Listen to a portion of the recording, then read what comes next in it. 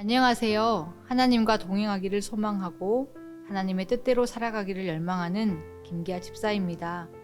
추운 겨울이지만 가슴속에 뜨거운 열정 품고 살아가겠습니다.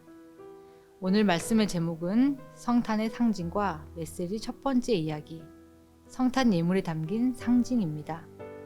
하나님의 말씀을 봉독함으로 하나님의 말씀을 선포하겠습니다. 누가복음 1장 28절, 34절부터 38절까지 말씀입니다. 그에게 들어가 이르되 은혜를 받은 자여 평안할지어다. 주께서 너와 함께 하시도다 하니 마리아가 천사에게 말하되 나는 남자를 알지 못하니 어찌 이 일이 있으리이까. 천사가 대답하여 이르되 성령이 내게 임하시고 지극히 높으신 이의 능력이 너를 덮으시리니 이러므로 나실 바 거룩한 이는 하나님의 아들이라 일컬어지리라. 보라, 내 친족 엘리사벳도 늙어서 아들을 배었느니라. 본래 임신하지 못한다고 알려진 이가 이미 6달이 되었나니 대저 하나님의 모든 말씀은 능하지 못하심이 없느니라. 마리아가 이르되 주의 여종이오니 말씀대로 내게 이루어지이다 하매 천사가 떠나가니라. 아멘.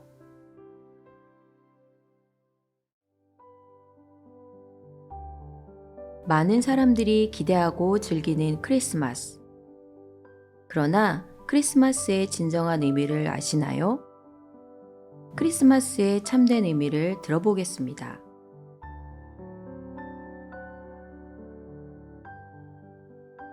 크리스마스는 즐기는 날이 아니다. 킹 조지. 크리스마스는 우리가 사랑의 빛을 가장 필요한 사람들에게 주며 축하할 때 비로소 가장 진실된 크리스마스가 된다. 루스 카터 스테이플턴. 나는 크리스마스를 내 심장에 찬미할 것이다. 그리고 그것을 1년 내내 간직하도록 노력할 것이다. 찰스 디킨스. 크리스마스라고 하는 말은 헬라어에서 왔습니다. 그리스토스라고 하는 말과 마스라고 하는 말의 합성어가 바로 크리스마스입니다. 크리스토스라고 하는 말은 그리스도, 기름 부은 자, 메시아, 구원자라고 하는 뜻이고, 마스라고 하는 것은 예배라고 하는 뜻입니다. 결국 크리스마스라고 하는 말의 뜻은 주님께 예배하는 날이라는 의미입니다. 두 번째 뜻이 있다면 주님께 탄생을 기념해서 예물을 드리는 날. 세 번째 뜻이 있다면 예수 그리스도 탄생의 목적을 이루는 날. 네 번째 뜻이 있다면 주님께서 기뻐하는 일을 하는 날. 이것이 바로 크리스마스가 될 겁니다. 크리스마스라고 하는 건 예수 그리스도에게 예배하는 날입니다. 그분이 그리스도가 되었기 때문에, 메시아가 되었기 때문에, 구원자가 되었기 때문에, 저 하늘을 버리고 이 땅에 비천한 몸으로 우리를 구원하시려고 오셨기 때문에 그분을 경배하며 예배하는 날입니다. 동시에 그분께 소중한 나의 예물을 드리는 날입니다.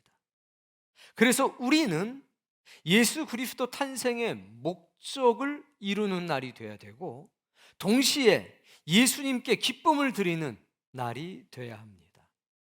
이 교회가 그렇게 사용되어지기를 원하고 여러분이 그렇게 사용되어지기를 원합니다. 산타클로스가 주인공 될 수 없습니다. 예수님이 주인공 되셔야 합니다. 선물을 받는 날이 아니라 예수님께 온전히 예배하며 예수님께 선물, 예물을 드리는 날이 되어야 합니다. 그리고 세상을 향해서는 탄생의 목적을 이루는 날, 예수 그리스도의 기쁨을 함께 나누는 날이 되어야 합니다. 성경에 나타난 성탄 예물 두 가지를 볼 겁니다. 동방 박사의 예물과 마리아의 예물. 그 속에 어떤 상징이 있고 어떤 영적인 메시지가 있는지 살펴보겠습니다. 동방박사 3명의 사건은 너무나 유명합니다. 저 먼 곳에서 와서 헤롯을 만나게 되고, 별이 있었는데 사라졌다가 다시 나타나게 되고, 베들레헴 한 집 위에 떠 있게 됐다. 자, 11절 말씀, 마태복음 2장 11절 말씀에 보게 되면, 집에 들어가 아기와 그의 어머니 마리아가 함께 있는 것을 보고 2차 저차에서 6개월에서 1년 정도의 시간을 들여서 드디어 도착하게 됩니다. 엎드려 아기께 경배합니다. 다음 말씀, 보배합을 열어 황금과 유향과 몰약을 예물로 드립니다. 그 유명한 동방박사의 예물입니다. 여기에 가장 중요한 것, 첫 번째, 경배입니다. 경배한 후에 예물을 드리는 겁니다. 두 번째, 보배합을 열었다. 여러분, 우리는 하나님께 예물을 드릴 때 우리 인생에 보배합을 가지고 있어야 합니다. 하나님께 드리는 예물은 보자기 속에서 나와서는 안 됩니다. 보배합에서 나와야 된다는 사실을 기억하십시오. 보배합을 준비한 성도와 보배합을 준비하지 못한 성도는 같을 수가 없습니다. 보배합을 준비해야 된다는 사실을 기억하십시오. 열렸습니다. 3가지가 나옵니다. 첫 번째, 황금.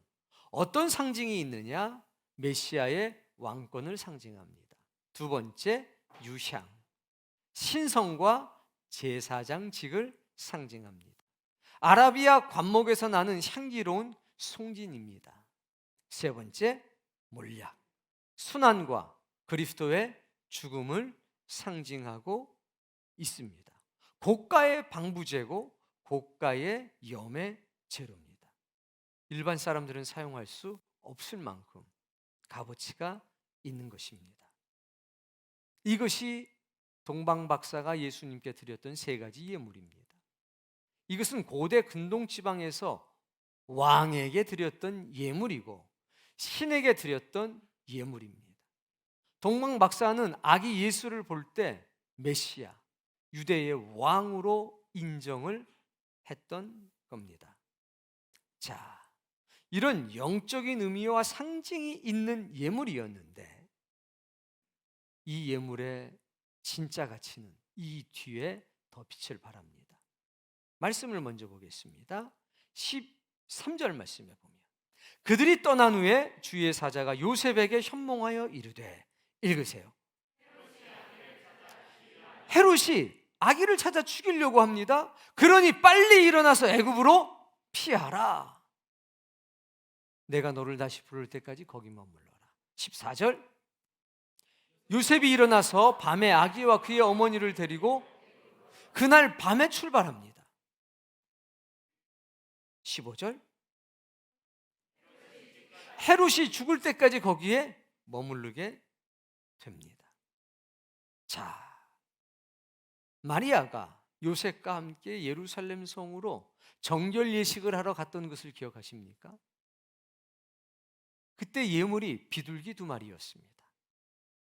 정결 예식에 쓸 수 있는 예물은 비둘기, 양, 염소, 그리고 소였습니다. 형편에 따라 쓰는 겁니다. 비둘기 2마리면 지금 돈으로 한 1,300원에서 1,500원을 주면 살 수 있었습니다. 가난했다는 얘기죠. 전승에 의하면 예수님께서는 애굽 땅에 대략 3년 정도를 머무르셨다고 합니다. 헤롯 왕은 암살단을 애굽으로 보낸 것으로 알려져 있습니다. 애굽 도피 생활, 그 3년 동안 요셉과 마리아는 어린 예수님과 어떻게 지냈을까요? 막노동이라도 할 수 있었을까요? 당연히 아니겠지요. 애굽 땅에 눈에 띄는 유대인이라면 발각될 수가 있습니다. 그래서 마리아와 요셉은 이곳 저곳에 숨어서 지냈습니다.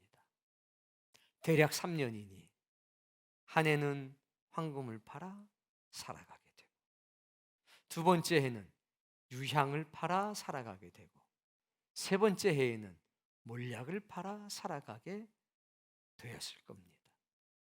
황금과 몰약과 유향의 값어치는 거의 동등했기 때문입니다. 여러분, 이 예물은 하나님의 말씀을 이루는데 그대로 사용이 되었습니다. 예수 그리스도의 생존과 언약을 성취하는데 그대로 사용이 되었습니다. 단순히 상징성이 있고 영적인 메시지만 있는 것이 아니라 실제적으로 사용이 되었다는 겁니다. 이것이 동방박사가 드렸던 예물의 가장 중요한 특징인 겁니다. 여러분, 우리는 보배 합을 준비하는 사람들입니까? 정성, 왕에게 필요한 형식, 그것조차를 가지고 있는 사람이냐고 물어보는 겁니다. 하나님의 거룩한 분을 상징하는 값진 예물을 준비하셨습니까? 하나님의 뜻을 이루는데 실제적으로 사용되어지는 예물을 드려본 경험이 있으십니까? 우리의 삶이 보잘것없이 보이지만 하나님은 이 보잘것없는 삶을 통해서 실제적으로는 하나님의 거룩한 역사, 위대한 역사를 증명하는데 우리를 사용하십니다. 하나님의 말씀을 이루는데 사용되어지는 예물이야말로 거룩한 예물이 아닐까요? 하나님의 뜻을 이루는데 하나님의 뜻을 이루는 분을 위해 사용되어지는 예물이야말로 진정한 거룩한 예물이 아니겠습니까? 우리가 드리는 예물, 하나님의 말씀과 뜻을 이루는 데 사용되어지고 하나님의 뜻을 이루기 위해서 고분분투하는 그런 사역자들을 위해서 사용되어진다면 얼마나 좋겠습니까? 오늘 이 교회가 영적으로 동방박사의 사명을 이루는 교회가 되길 바라고, 오늘 예배에 참여한 여러분이 영적인 동방박사가 되어서 그들이 드렸던 거룩한 예물을 하나님께 드릴 수 있는 그런 복받은 신자가 꼭 되시기를 원합니다. 오늘 본문 누가복음 1장에는 마리아의 예물이 등장합니다. 하나님의 위대한 역사는 아주 작은 씨앗으로부터 시작됩니다. 너무나 작아서 사람들이 일의 시작을 알지 못합니다. 성탄의 이 거룩한 역사도 아주 작은 계집 아이로부터 시작됩니다. 근데 그 아주 작은 계집 아이는 하나님 앞에 전적인 헌신을 하게 됩니다. 28절 말씀 읽어봅시다. 은혜를 받은 자여 평안할지어다. 여러분, 많은 사람들은 은혜와 평안에 대한 오해를 가지고 있습니다. 아, 은혜, 평안? 그러면 안락한 것을 생각합니다. 편리하고 편안하고 안락한 상태를 먼저 떠올리게 됩니다. 그런데 결코 그렇지가 않았습니다. 은혜를 받은 자여라고 하는 것은 혹독한 시련과 고난 속에 서 있지만 하나님에게 선택받은 사람, 받은 자여, 너는 그 시련과 고난의 풍랑 가운데서도 평온함을 누리는 특별한 것을 경험하게 될 것이라. 대략 이런 의미입니다. 은혜 받으셨습니까? 라고 물어볼 때 있죠. 또 목사님한테는 은혜 많이 받았습니다, 이런 말씀을 할 때가 있을 겁니다. 한번 저에게 그 말씀을 한번 해보세요. 그럼 제게는 어떻게 들리냐? 목사님, 이제 저는 주를 위해서 험난한 시련과 고난의 파도 가운데 설 준비가 됐습니다. 제게는 그렇게 들리는 겁니다. 자, 그런 의미에서 여러분은 은혜를 받으셨습니까? 오, 나가실 때 이름을 적고 가십시오. 제가 하나님께 여러분의 특별히 기도해서 하나님이 이렇게 준비가 된 사람이 있으니 혹독한 시련과 고난을 퍼 주옵소서. 노아도 은혜 받은 사람이었습니다. 120년 동안 비난과 조롱 속에서 방주를 짓지 않습니까? 은혜와 평강에 대한 오해가 여러분 없기를 바랍니다. 자, 34절의 말씀에 보면 하나님이 주시는 복을 오해하고 하나님의 약속을 무능하고 부패한 자기 자신을 기준으로 불가능한 일로 몰아가는 못된 습관이 우리에게 있음을 발견하게 됩니다. 읽어볼까요? 나는 어찌 이 일이 있으리까? 아들을 낳는다고 하니까. 아니, 나는 약혼자가 있지만 난 남자와 그 남자와 동침한 적이 없는데 제가 어떻게 임신을 할 수 있겠습니까? 사랑하는 성도님, 우리는 미천하고 미약한 존재임이 분명합니다. 하나님은 그런 나를 붙잡으셨습니다. 그리고 이 미천하고 미약한 존재를 통해서 하나님의 위대한 역사를 만들어 가기로 작정하셨습니다. 나의 능력이 아니라 하나님의 능력이 역사되는 겁니다. 나의 지혜가 아니라 하나님의 지혜가 역사되고 나타나는 겁니다. 나는 그분의 도구가 되는 겁니다. 그러니 하나님의 약속을 불가능한 일로 몰아가지 마십시오. 하나님의 나팔 소리가 불려지게 될 때 죽을 것이 죽지 아니함을 잊게 될 것입니다. 썩을 것이 썩지 아니함을 잊게 될 것입니다. 사망은 예수 그리스도의 발 앞에 무릎을 꿇게 될 것입니다. 하나님의 신실하신 약속은 반드시 이루어집니다. 성령님께서는 아주 작은 자를 택하여서 위대한 일을 조용하고 은밀한 가운데 행하십니다. 스가랴서 4장 10절 말씀을 보면 크게 읽어봅시다. 네, 포로로 잡혀 있다가 예루살렘으로 돌아왔습니다. 아무것도 없었습니다. 무너진 성전을 다시 건축하려고 했습니다. 그런데 그 전에 있던 솔로몬 성전에 비교하면 스룹바벨이 지으려고 했던 성전은 너무나 작았습니다. 그랬더니 사람들이 멸시했습니다. 야, 뭐 그런 성전 지어서 뭐하냐? 이게 첫 번째였고, 두 번째는 그런 조그만한 성전이라도 니네들이 지을 수 있냐? 니네들의 형편을 봐라. 먹을 것도 없으면서. 조롱했습니다. 그랬더니 하나님이 말씀하시는 거 아닙니까? 사람들이 스룹바벨의 손에 다름줄이 있음을 보고 기뻐하리라. 이때의 사람들은 믿음의 사람들입니다. 여러분, 다림줄이 있다고 건물이 저절로 지어지진 당연히 않습니다. 다림줄은 측량하는 거 아닙니까?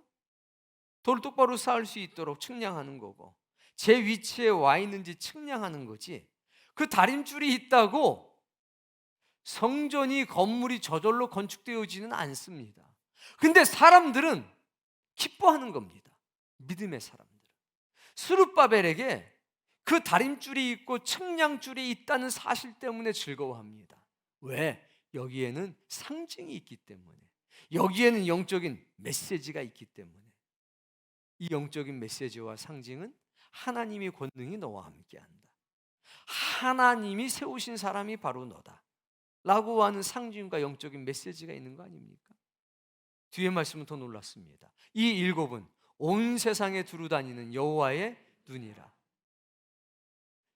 온 세상에 두루 다니는 여호와의 눈은 성령님을 말하는 겁니다. 다림줄이 있다는 것은 성령님이 그 자리에 함께 하셔서 역사하신다는 겁니다. 성령님이 스룹바벨을 통해서 그 역사를 이루셨다는 것을 말씀하고 있는 겁니다.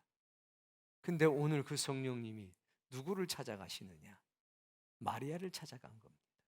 관습에 의하면 이때 여자의 결혼 적령기는 14살 정도입니다. 관례에 따른다면 마리아도 14살 정도가 됐겠죠. 자, 35절 말씀.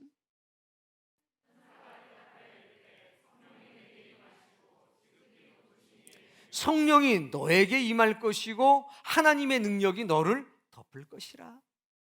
너는 아주 작은 계집아이에 불과하지만 걱정하지 마라. 성령님이 역사하실 거고 하나님의 능력이 널 역사하실 거다. 그러면 네 몸에서 난 사람은 하나님의 아들이 될 거라. 36절, 사가랴와 그의 아내 엘리사벳 나이가 들어서 잉태할 수가 없었습니다. 근데 성령님께서 역사하시니까 임신하게 됐습니다. 그리고 그 배로부터 나온 아이가 세례자 요한이었습니다. 벌써 6달이 되었다. 37절, 능하지 못하심이 없느니라. 아멘.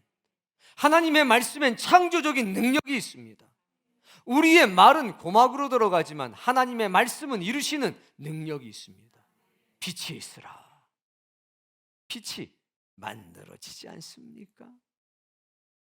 아주 작은 자를 택하지만 위대한 일을 조용하게 이루십니다. 그리고 갑자기 온 세상이 깜짝 놀라게 되는 겁니다. 그게 하나님의 역사입니다. 여러분, 그 역사를 믿으셔야 합니다. 우리끼리 쿠키 만기면 엄청나잖아요. 이거 보세요. 어마어마한 양입니다. 그런데 하나님 앞에서 세상 가운데서 쿠키 만개가 뭐 대단한 일입니까? 아무것도 아니죠. 그러나 우리가 작은 등불이 돼서 그 등불을 밝히면 언젠가 하나님이 원하시는 때에 성령의 기름으로 온 세상에 부으실 겁니다.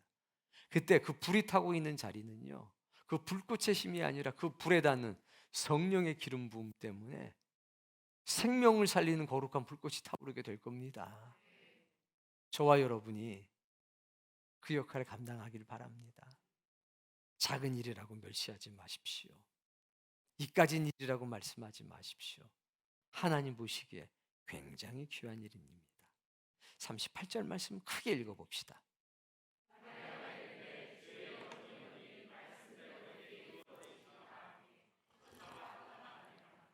아멘. 우리 사랑이가 있어요. 지혜도 있어요. 그리고 승민이도 있어요. 지금 이 세 친구가 주일학교에서 마지막 예배를 드리고 있죠. 어제 졸업을 했는데 아까 보니까 가서 율동하면서 애들을 돌보고 있습니다. 그 아이들 나이가 대략 14살입니다. 그런 아이들이 말하는 겁니다. 뭐라고? 주의 여종이오니 하나님의 모든 말씀이 나에게 이루어질 겁니다. 위대한 신앙의 영웅들은 자기 자신이 하나님의 종됨을 감사하고 기뻐합니다. 우리도 하나님의 종됨,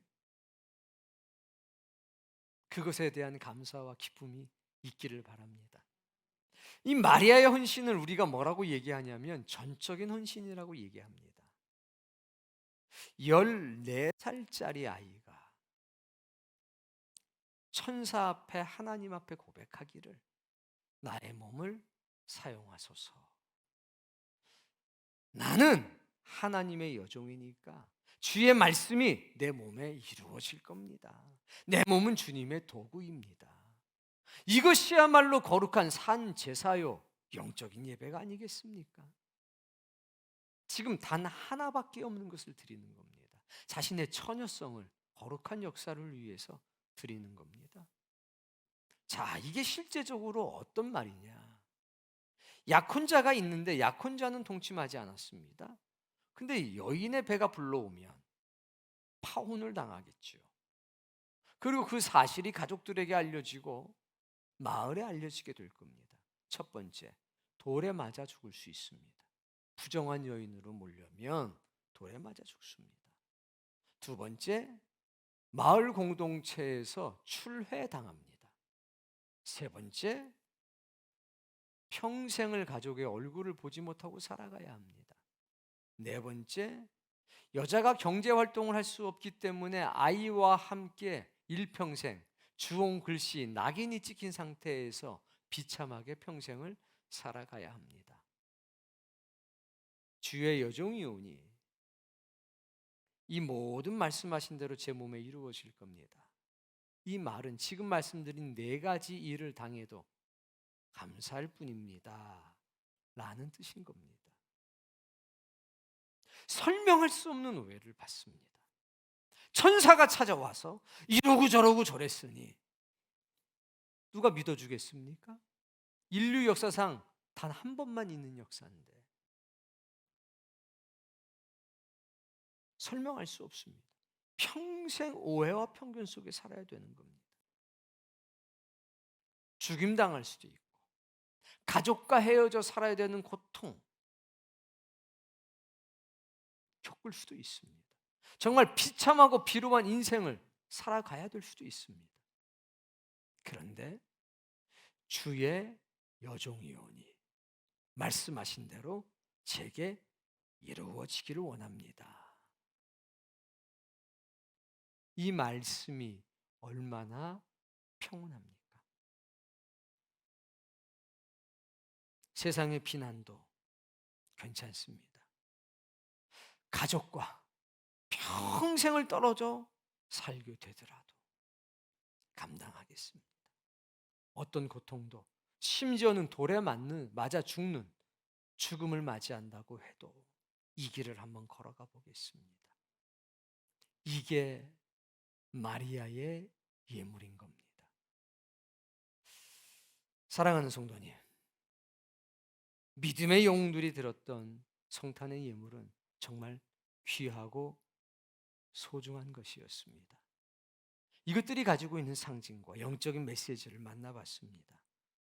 동방박사의 예물, 영적인 상징성이 있었습니다. 동시에 하나님의 거룩한 사역과 뜻을 위해서 언약을 성취하는데 실제적으로 사용이 되었습니다. 우리가 하나님께 올려드렸던 이 쿠키가 그렇게 사용된다면 얼마나 복일까요?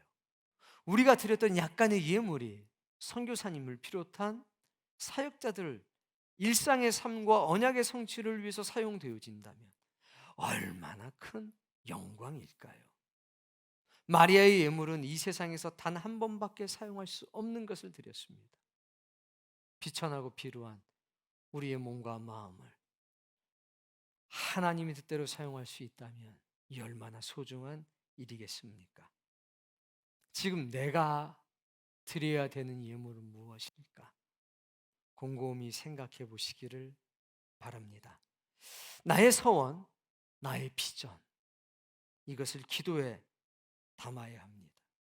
그리고 이것을 하나님께 올려드려야 합니다. 전적인 헌신을 드리는 그런 성탄절이 되어야 합니다. 하나님, 나의 몸을 사용해 주옵소서. 노아 방주 지으면서 참 많은 오해를 받았고 은혜를 받은 사람들이 주님을 위해 살아갈 때 세상에 많은 조롱을 겪기도 했었습니다. 우리가 나가서 성탄의 메시지를 전하는 성탄 나누는 콘서트를 하게 될 때 누구는 우리를 응원하겠지만 어떤 사람들은 손가락질 할 겁니다. 잘 뭔 일이야 저게, 아이고 참나. 어쩌면 미성숙한 신자들이 우리를 가장 많이 비난할지도 모르겠습니다. 왜? 그들의 양심이 찔리니까. 그러나 우리는 참된 예배자의 길을 걸어야 되겠습니다. 예수님의 탄생의 목적을 이루는 교회, 예수님이 기뻐하시는 일을 행하는 성도, 아무도 알아주지 않아도 주님을 기쁘시게 할 수 있다면 그 길을 걸어가야 될 것 같습니다. 우리의 믿음의 분량은 다 차이가 있습니다. 그러나 가장 연약한 사람이라도 한 가지만 기억해 주십시오. 이것이 옳아. 내가 지금 그렇게 온전하게 살지 못해도 나도 그렇게 살아가야 되겠다 라고 하는 작은 결심 하나만 해주시면 좋겠습니다. 오늘 주님의 옷자락을 만지면서 주의 옷자락에 동시에 싸움 받으면서 거룩한 성탄의 시간 속으로 돌아가는 은총을 저와 여러분 이 교회가 함께 다 누리시길 바랍니다.